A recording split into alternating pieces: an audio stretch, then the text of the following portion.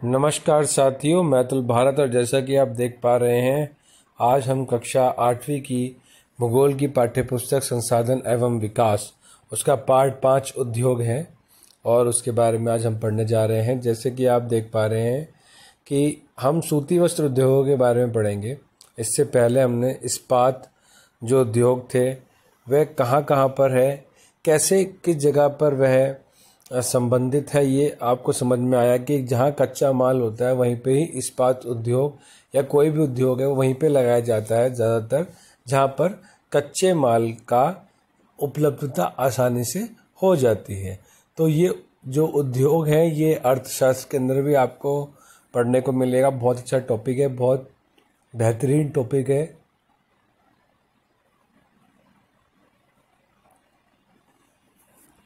आपको जानकर खुशी होगी कि आप जब आगे इस चैप्टर में पढ़ेंगे तो आपको बहुत कुछ सीखने को मिलेगा और वीडियो के एंड में बहुत ही बेहतरीन और अच्छी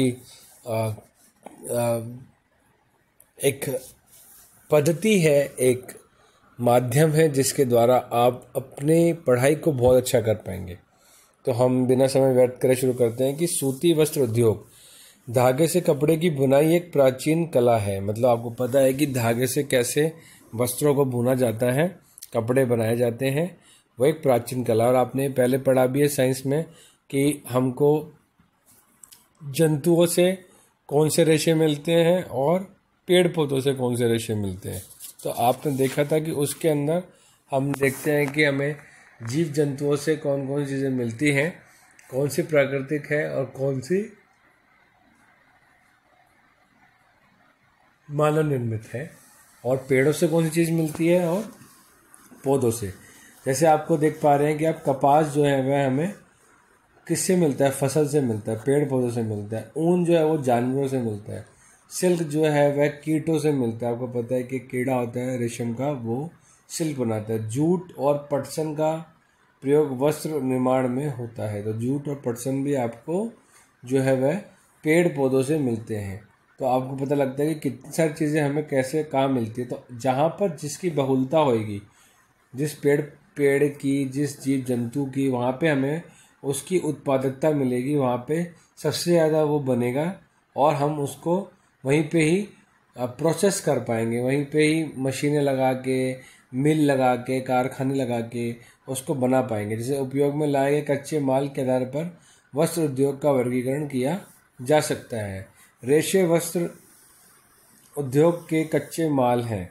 जैसे आपने देखा कि रेशे जो है वो वस्त्र उद्योग के कच्चे माल हैं। रेशे प्राकृतिक या मानव निर्मित हो सकते हैं। प्राकृतिक रेशे ऊन, सिल्क, कपास, लिनन और जूट से प्राप्त किए जाते हैं, और मानव निर्मित रेशों में नायलॉन, पॉलिएस्टर, एक्रेलिक, रेयॉन शामिल हैं। और जैसे आपने देखा भी है, तो सूती वस्त्र उद्योग विश्व के प्राचीनतम उद्योगों में से एक है। 18वीं सदी की औद्योगिक क्रांति तक सूती वस्त्र हस्तकताई तकनीकों एवं हथकरघों से बनाया जाता था। 18वीं सदी में पावरलूम ने पहले ब्रिटेन में और बाद में विश्व के अन्य दूसरे भागों में सूती वस्त्र उद्योग के विकास को आगे बढ़ाया। आज भारत, चीन, जापान और संयुक्त राज्य अमेरिका सूती वस्त्र के महत्वपूर्ण उत्पादक है। सूती वस्त्र से आप क्या समझते हो?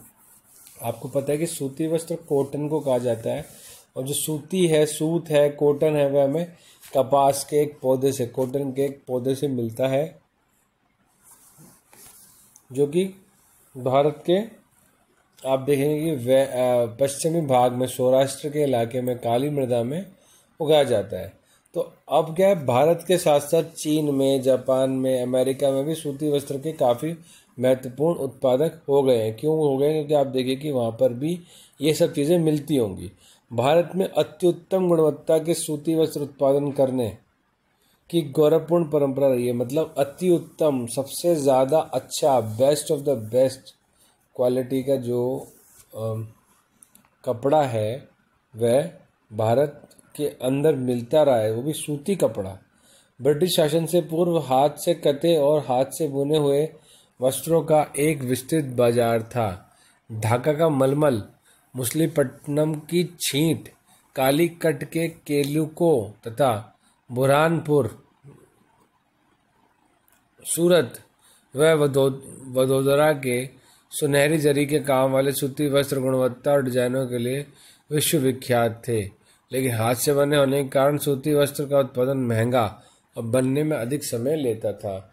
इसलिए परंपरागत सूती वस्त्र उद्योग पश्चिम के नए वस्त्र मिलों से प्रतिस्पर्धा नहीं कर सका, जो सस्ते व अच्छी गुणवत्ता वाले वस्त्रों का निर्माण यंत्रीकृत औद्योगिक यूनिट में करते थे। मतलब जब भाई भारत के अंदर जब ये सब चीज़ें होती थी, मतलब शुरू से ही परंपरा आपको पता है कि रही है सूती वस्त्र के कपड़ों को बनाने में, तो उसमें हाथों का काम होता था और जिसमें टाइम लगता था, मेहनत लगती थी, जिसकी वजह से ये महंगे होते थे। लेकिन जब जैसे कि आप देख पाए कि जो आसपास जो सारे क्षेत्र होते थे वह अपने आसपास के परंपरागत तरीक़ों से उसमें महंगाई होती गई कि जो वहाँ के लोग थे वह मेहनत करते थे तो उनको मेहनताना भी चाहिए। लेकिन पश्चिम में मतलब यूरोप के अंदर जो औद्योगिक क्रांति आई और यांत्रिकरण शुरू हो गया, मतलब मैकेनिज्म मशीनों से वस्त्र बनने लग गए, वो सस्ते होते थे और वो उन्होंने बहुत जल्दी क्या किया कि बाज़ार में जो हाथ से बने हुए कपड़े थे उनकी जगह ले ली और लोगों को भी सस्ता सामान चाहिए था। आज भी आपको पता है कि महंगा हाथ से बना हुआ बहुत महंगा मिलता है और आप उसको नहीं खरीदते हैं और आप क्या करते हैं, सस्ता सामान खरीद लेते हैं। तो पहली सफल यंत्रीकृत वस्त्र मिल मुंबई में 1854 ईस्वी में स्थापित की गई।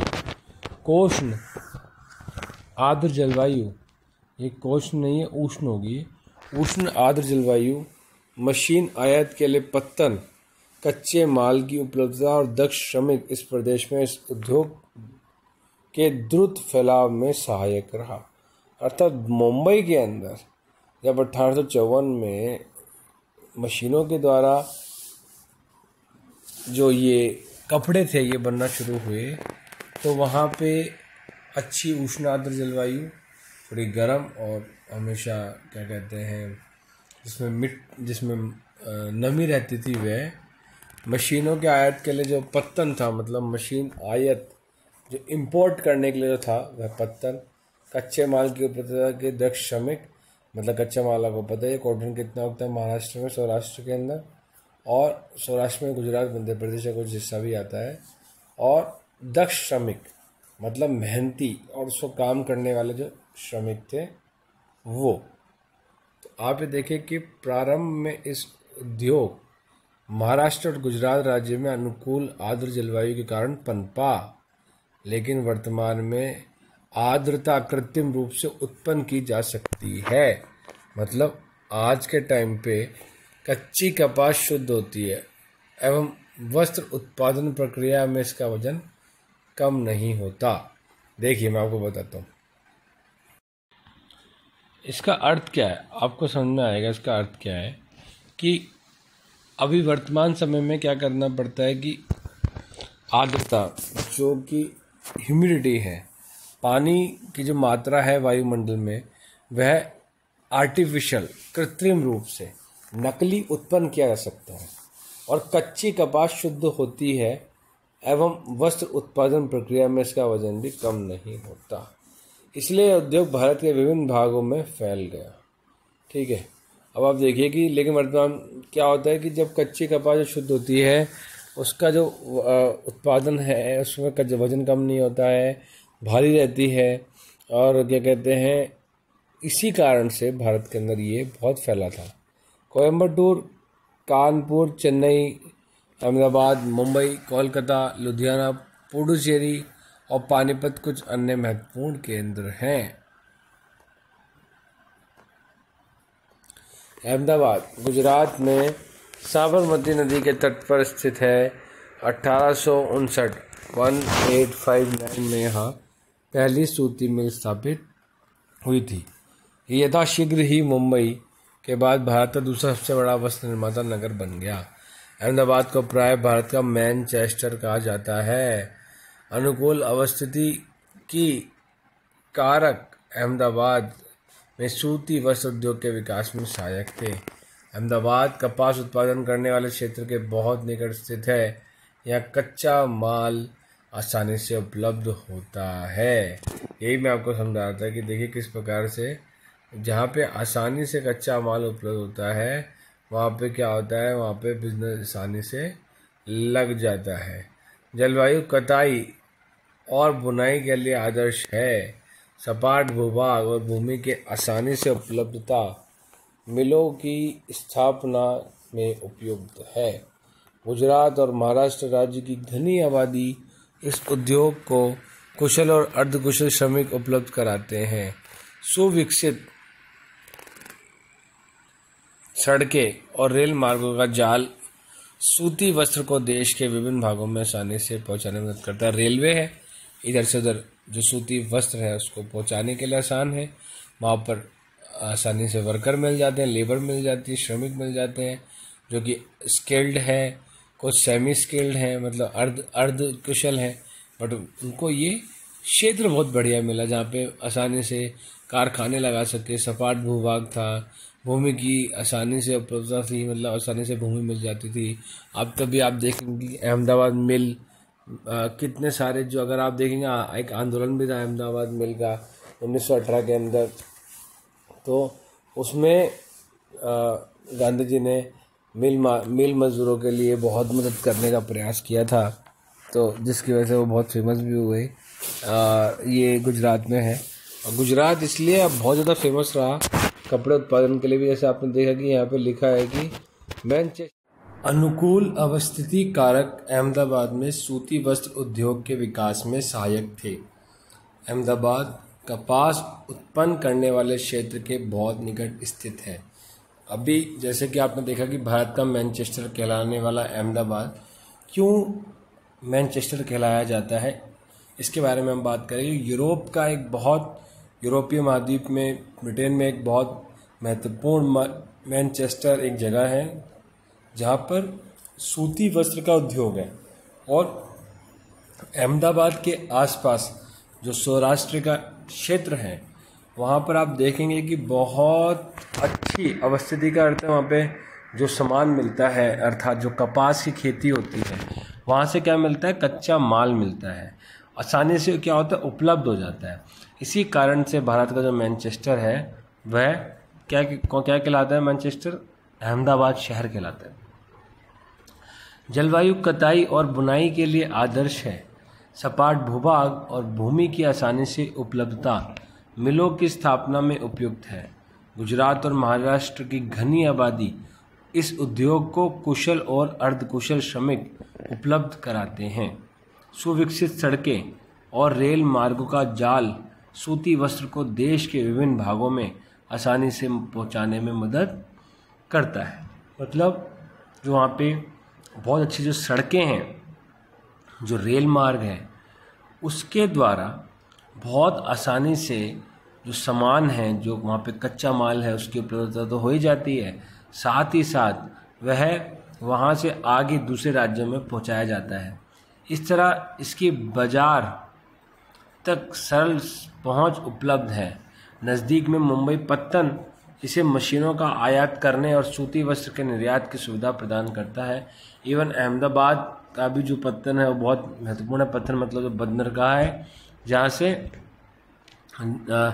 जैसे आप देखते हैं कि ये भारत है, ठीक है, ये और ये गुजरात है, और अहमदाबाद जो ये है, अहमदाबाद यहाँ है, बॉम्बे यहाँ है, और ये सारा क्या है, ये अरब सी है, ठीक है, अरेबियन सी है। तो इस अरेबियन सी, तो यहाँ से पूरी जो शिप्स होती हैं, जो शिप होती हैं वो समुद्री रास्ते के माध्यम से यहाँ पे आके सामान जो है वह छोड़ सकती हैं। तो आयात और निर्यात, इंपोर्ट और एक्सपोर्ट में बहुत फ़ायदा होता है। अहमदाबाद ऐसे क्षेत्र पे है, तो इसलिए यहाँ पे औद्योगिकीकरण जो हुआ वो बहुत ही अच्छी तरीके से हुआ। परंतु हाल के वर्षों में अहमदाबाद की सूती मिलों की कुछ समस्याएं हैं।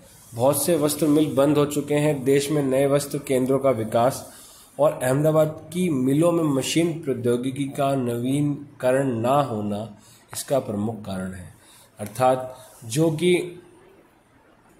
आप देख सकते हैं कि जो ये क्षेत्र है यहाँ पे प्रौद्योगिकी का नवीकरण नहीं हुआ।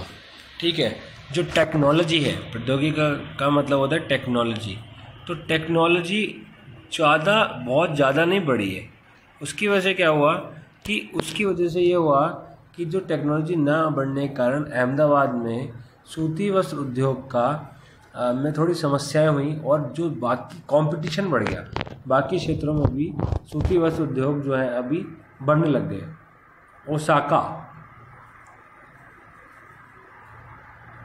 ओसाका जापान का एक महत्वपूर्ण वस्त्र निर्माण केंद्र है।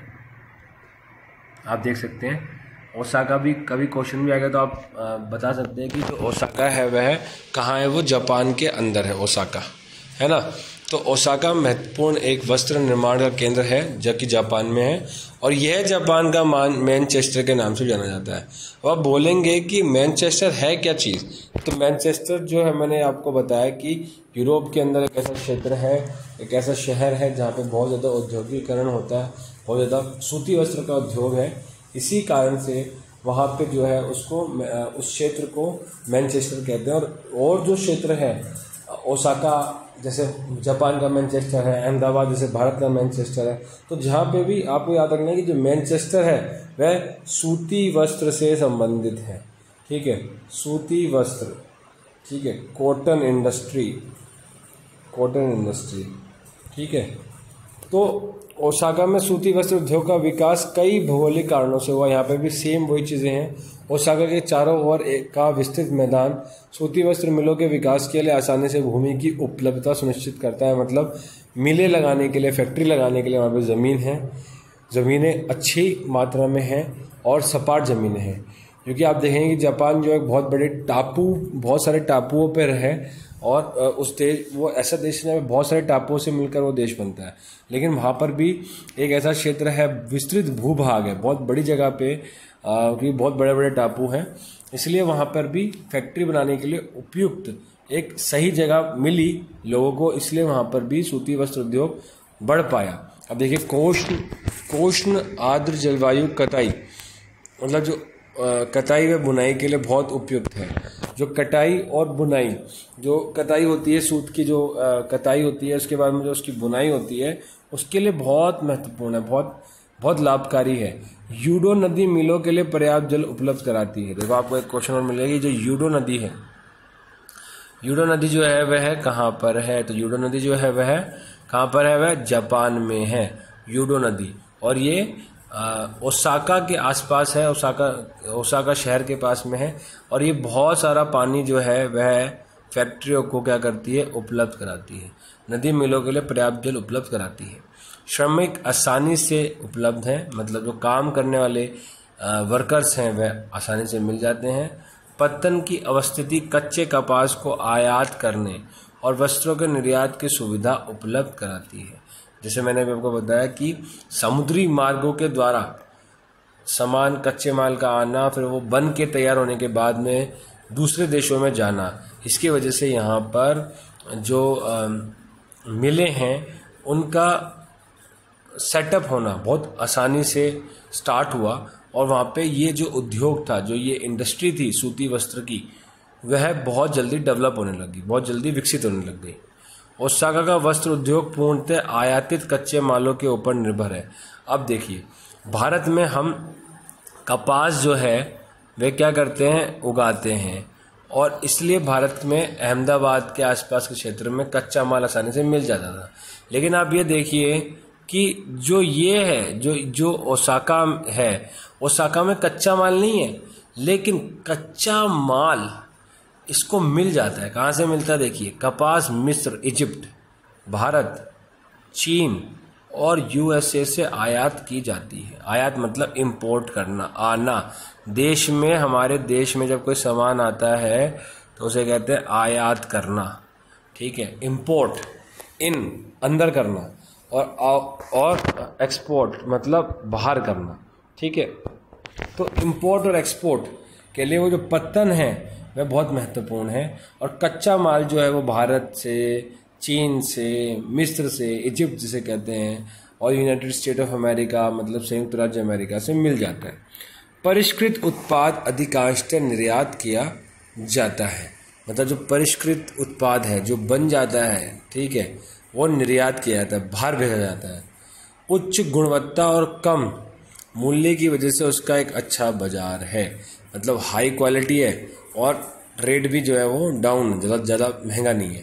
यद्यपि देश का यह एक महत्वपूर्ण उद्योग है, लेकिन हाल ही में ओसाका के सूती वस्त्र उद्योग का स्थान अन्य उद्योग जैसे लोहा इस्पात, मशीनरी, जहाज रानी, ऑटोमोबाइल्स, विद्युत उपकरण और सीमेंट लेते जा रहे हैं। मतलब अभी जापान के अंदर भी जो सूती वस्त्र का जो उद्योग है वह धीमे धीमे कम होता जा रहा है, और उसका कारण अभी आपके सामने यहाँ पे आपको पता भी लग गया, बता भी दिया गया।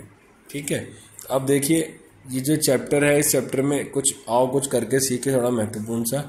विश्व के रूपरेखा मानचित्र पर उन स्थानों को चिन्हित कीजिए जो ओसाका सूती वस्त्र उद्योग को कच्चा माल प्रदान करते हैं। मतलब भारत, मिस्र, चीन और यूनाइटेड स्टेट ऑफ अमेरिका। तो आपको ये पता लगा कि इन देशों में कपास अच्छी मात्रा में उगता है। कल आपसे कोई पूछेगा कि भैया क्या मिस्र में कपास उगता है, तो आप बोल सकते हो यस।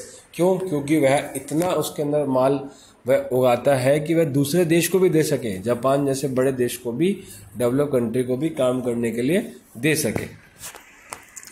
क्रियाकलाप: दर्जी की दुकान से विभिन्न प्रकार के कपड़ों के टुकड़े इकट्ठा कीजिए तथा उन्हें सूती, रेशमी, कृत्रिम रेशे वाले, मतलब आर्टिफिशियल जो रेशे हैं, और उन्हीं जो मैन मेड है, कृत्रिम मतलब जो मानव निर्मित है, जैसे पॉलिएस्टर है, नायलॉन है, उन्हीं कपड़ों में वर्गीकृत कीजिए। मतलब इन सारे कपड़ों को आप अलग अलग चीज़ों में ये आप प्रदर्शित कीजिए।